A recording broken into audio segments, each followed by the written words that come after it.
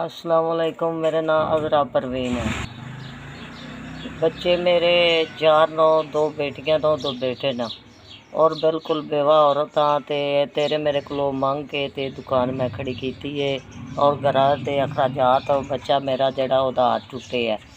ते बहुत हालात जेड़े नो मुश्किलात नो जी। निकी सारी छोटी जी दुकान है, ये रस्ते उत्ते फट्टा लाया है। तो अपने घर दे विच आमदन है कोई ना, 200 रुपया आमदन है।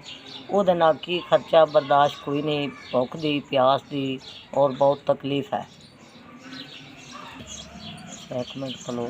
अच्छा, निकी सारी दुकान दसो वजह क्या है, क्यों मेरी दुकान छोटी सारी क्यों है, मेरे को पूछो क्यों दुकान छोटी है। पता नहीं है, बसार को नहीं है, घर के विच है अखराजात नो की छोटी जी दुकान है, की इसके हालात नो है। इस दुकान दे विच थोड़ा जिहा सौदा होर पै जाए तो मेरे बच्चे दे या मेरे हालात बेहतर हो जाते, रोज़ी का वसीला होर खड़ा हो जाए। ठीक है।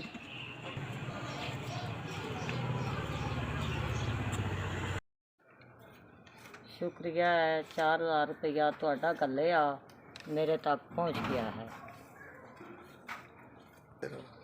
तुहाडा घल्लिया 4000 रुपया पड़ गया है। शाला जाऊंदे रहो, बसते रहो।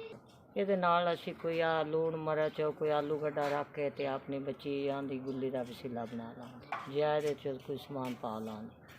ਬੜੀ ਬੜੀ ਮਿਹਰਬਾਨੀ, ਮੈਂ ਕੋਈ ਸਮਾਨ ਵਿੱਚ ਪਾ ਲਾਂਗੀ। ਤੁਹਾਡਾ ਘੱਲਿਆ 4000 रुपया मेरे तक पहुँच गया। इंशाअल्लाह जिਉਂਦੇ ਰਹੋ, ਵਸਦੇ ਰਹੋ। अल्लाह ਦੀ ज़ात दुआन चोखा चोखा दे।